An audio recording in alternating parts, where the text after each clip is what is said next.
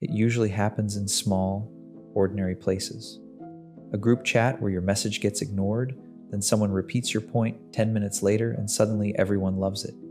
A meeting where you're mid-explanation and a voice slides over yours like you were never speaking. A friend who jokes about you in front of others, watching your face the way a gambler watches cards. Even a stranger in a line who steps into your space like your body is just background furniture, and you feel it instantly. Not anger, not fear, something colder. The recognition that this isn't accidental. They're not trying to harm you yet. They're trying to measure you. They want a simple answer to one question. What does it cost to disrespect you? Most people respond the way they've been trained to respond. They smile, they soften, they explain, they let it pass to keep things smooth. But smooth is not safe. Smooth is permission. Because the first time you swallow it, you teach them a lesson they will remember. You can be tested without consequence. Then the tests evolve.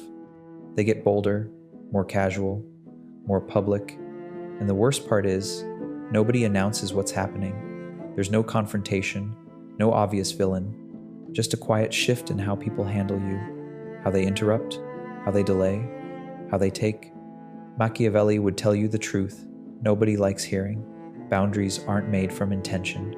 They're made from enforcement. Respect is not requested. It is installed. So today you're going to learn the one move you do once, cleanly, that changes the price permanently. Not a tantrum, not a speech, not aggression. A single, controlled act that makes testing you feel dangerous. Let's begin.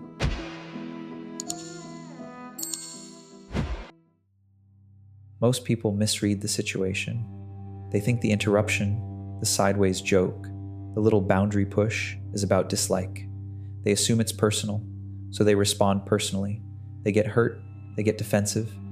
They start trying to fix the other person's mood. That's the wrong frame. A test is not hatred, it's measurement.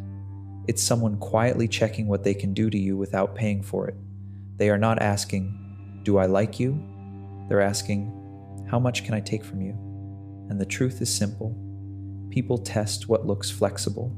The first common test is the interruption test. You start speaking and someone steps on your sentence like it's nothing. Not because your words are worthless, but because they want to see if you'll surrender the floor. If you stop talking and let them take over, you just answered their question. It looks like this. You're mid-sentence. They cut in, you smile and say, "Oh, sorry, go ahead." You didn't buy harmony. You lowered your price. The second is the mockery test, the just joking move. It's not really a joke, it's a probe.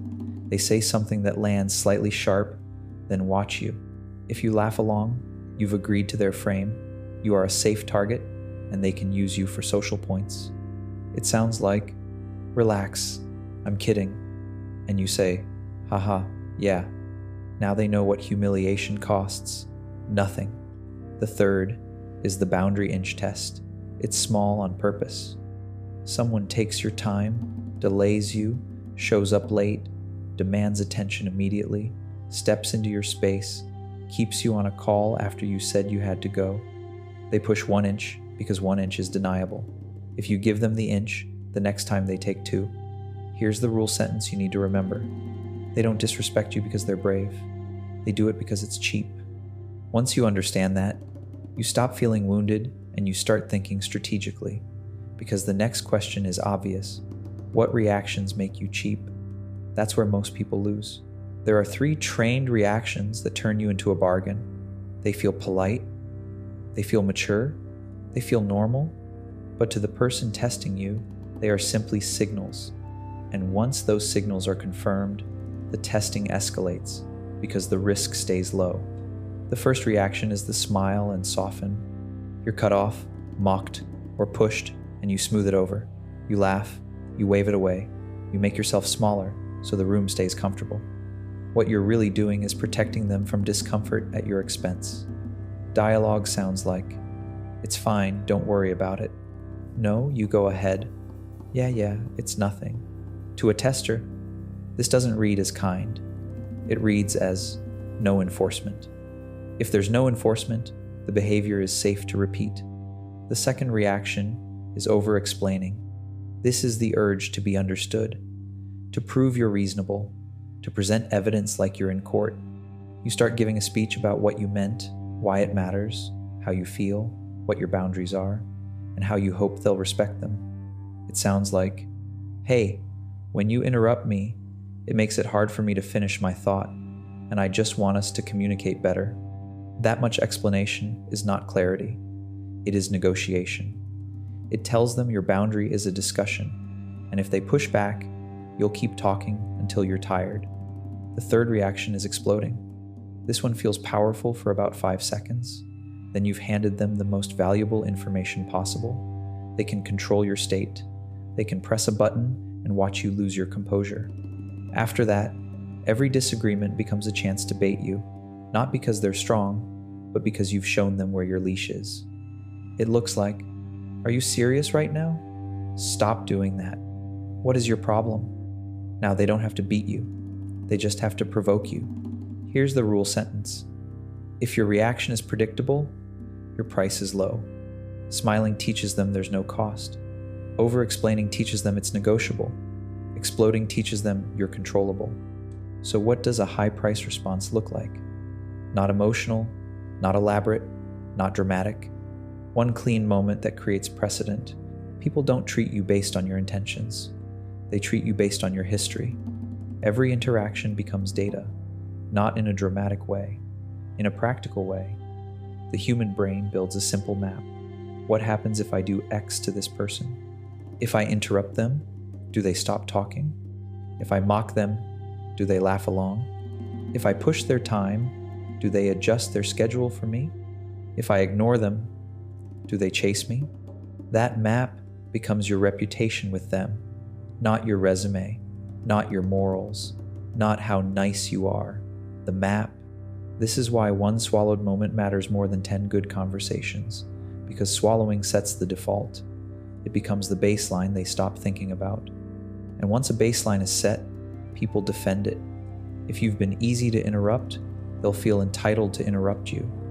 If you've been the one who always explains, they'll demand explanations.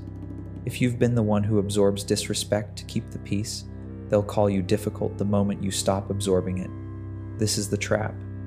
The longer you allow a pattern, the more resistance you get when you finally enforce. Not because you're wrong, because you're changing the deal. So here is the principle that saves you effort. You don't need many wins.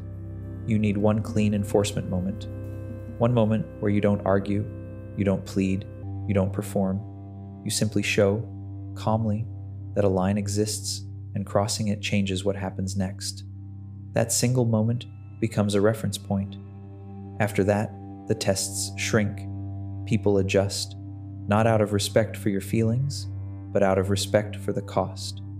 A clean enforcement moment has 3 requirements. First, it happens early or immediately after the first clear offense, not weeks later with a long speech. In the moment, while the behavior is still on the table. Second, it's simple. 1 sentence, no emotional essay. Simplicity communicates certainty. Third, it includes action, not a threat, not a warning you won't follow through on. Something changes right then. Your attention, your participation, your access. Rule sentence. Precedent is stronger than personality. Most people try to become more confident as a vibe. That's slow and unreliable. Precedent is fast. It rewires how others handle you. Now you need the exact move. A protocol you can repeat without drama. You don't need a big personality. You need a small protocol. Because when you rely on mood, you'll fail on tired days. When you rely on a script, you'll be consistent. And consistency is what trains people. The move is simple. Stop, then reset, then consequence. Stop means you interrupt the pattern, not the person. You don't rush to fill silence. You don't react instantly. You take a clean pause 2 seconds. That pause does 2 things. It shows control, and it makes everyone feel the shift. Then you reset the terms.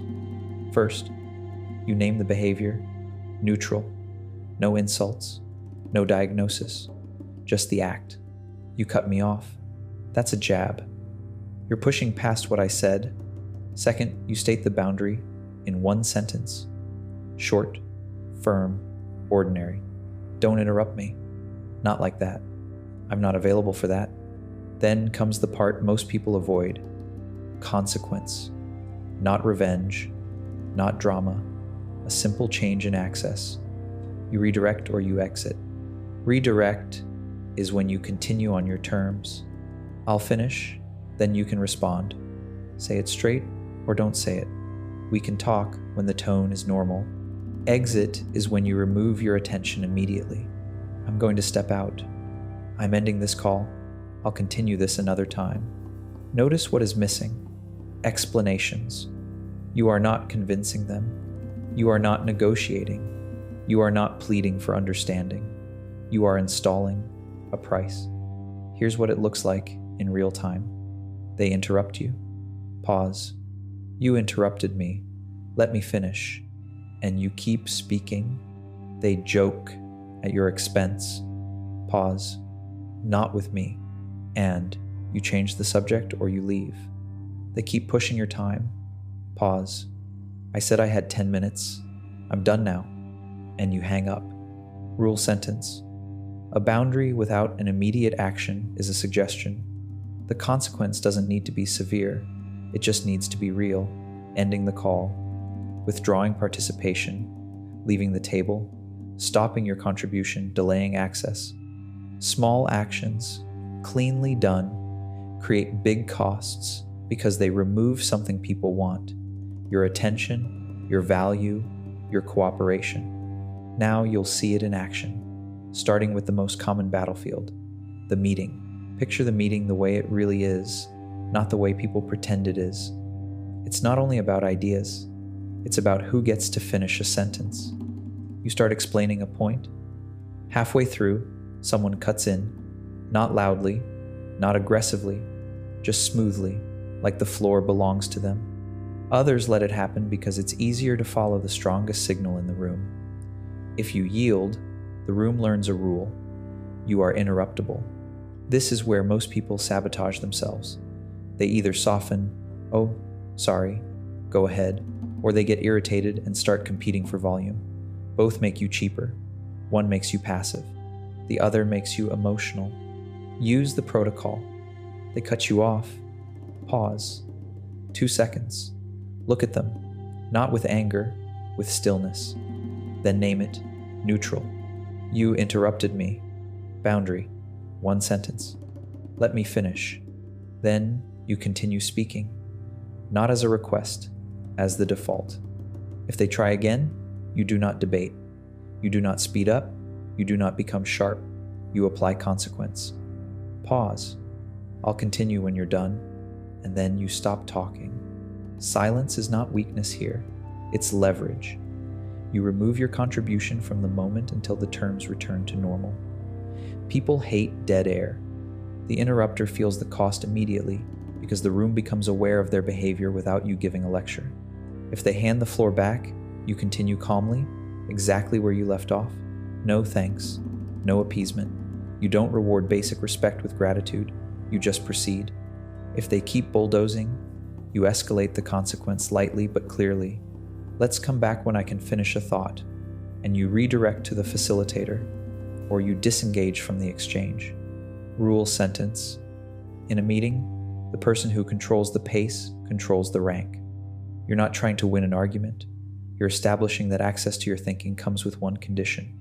You are allowed to complete it.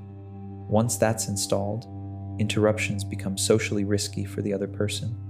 Now take the harder scenario, the public joke, the one designed to put you beneath them while everyone watches.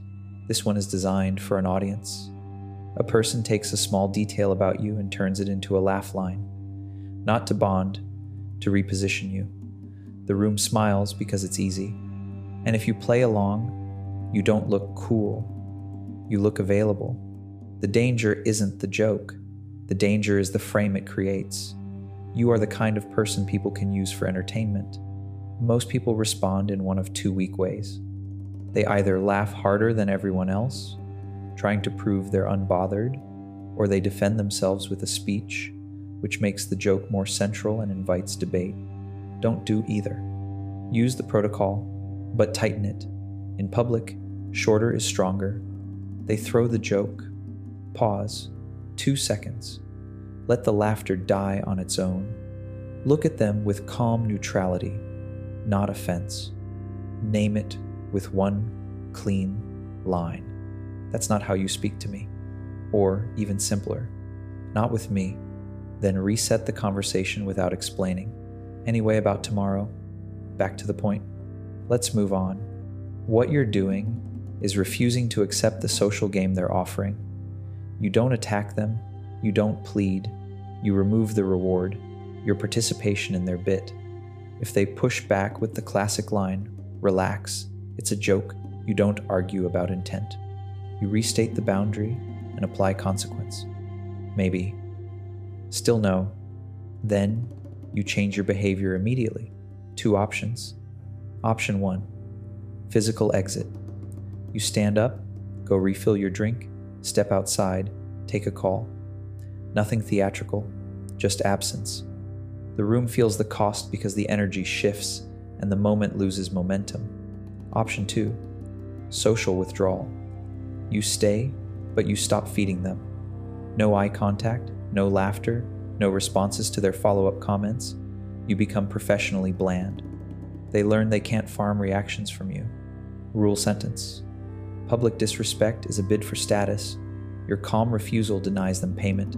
A real friend adjusts fast. A faker calls you sensitive because they lost access to the easy version of you. Now consider the quieter version of the same behavior. When they don't mock you, they erase you stealing credit and letting the group pretend it didn't happen. This is the modern version of theft. It happens with smiles and timestamps. You post a clear idea in a group chat. It sits there. No reaction, no acknowledgement. Then, later, someone repeats the same point with different words, and suddenly the group responds. Likes, agreement, momentum. Most people panic and do something humiliating. They write, "Yeah, that's what I said," with a laughing emoji, hoping to reclaim credit without looking needy. Or they start arguing in the thread, quoting themselves like a prosecutor. Both moves make you look hungry for validation, and hunger makes you cheap. The correct response is colder and more effective. You don't beg for credit, you adjust distribution. First, you confirm the pattern. Credit theft is rarely a one-time accident. It's a test. Will you keep giving value away for free, even when it's ignored? Then you apply consequence the Machiavellian way. You make your contribution scarce and controlled. Next time you have something important, you don't drop it into the public pool where it can be harvested.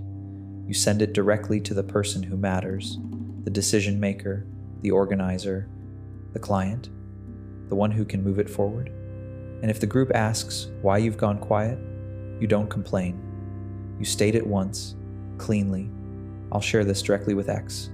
Or, I'll contribute when we're aligned.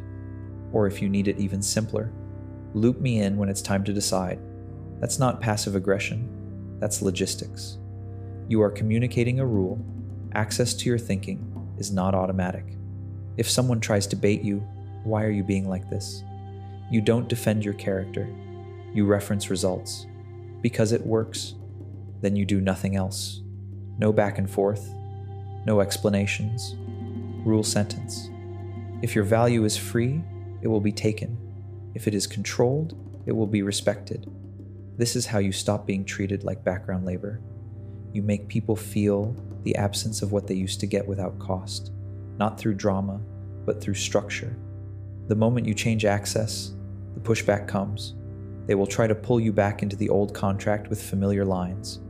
You need short counters that don't open debate. The moment you enforce a boundary, the other person loses a privilege they were enjoying. So they rarely argue about the behavior. They argue about your reaction to it. They try to move the spotlight from what they did to what you are. This is where people collapse. They start defending their tone, their intentions, their personality. They get dragged into a side trial that never ends. Don't enter that court. When the pushback comes, your job is not to win the debate. Your job is to keep the new price installed. Short answer, no explanation, then action. They say, "You're too sensitive." You say, "Maybe." Still no. Then you continue on your terms, or you end the interaction. They say, "Relax, it's a joke." You say, "Not for me." Then you change the topic, or you leave. They say, "Why are you like this?" You say, "Because it works." Then you stop talking. Silence after the line is what makes it final. They say, "Come on, don't be difficult." You say, "This is simple." And you repeat the boundary once, exactly the same way, without adding new words. Here's what matters. You do not negotiate the boundary with someone who benefits from crossing it. If they keep pressing, you go to consequence without warning speeches. End the call. "I'm going to go." And you hang up. Leave the setting. "I'll catch you later." And you stand up. Withdraw contribution. "I'm going to sit this one out." And you stop offering your time, your ideas, your labor. Rule sentence. If they can pull you into explaining, they can pull you back into the old deal. Your calm is not a mood. It's a weapon. It prevents them from turning this into a performance where they win by making you look emotional, rigid, or unstable. The final step is simple. Restate the core rule and close the loop. Because once you understand pricing, you stop wishing for respect and start enforcing terms. If something clicked while you watched this, if you felt that quiet shift from needing approval to setting terms, mark it. Drop a comment below with the words, "I set the price." Not as a slogan, as a commitment, a line in the sand that the old version of you, the version that smiled through disrespect, explained too much, or exploded on cue, is finished. From here on, you don't argue for basic respect. You enforce it calmly, immediately, every time it matters. Like this video, if it gave you a move you can actually use the next time someone tries you. Subscribe to this channel and turn on notifications, because this isn't motivation, it's training. And training only works when it's repeated until it becomes automatic. The tests won't stop because people got nicer. They stop because you became expensive to test. And that is the only kind of peace that lasts.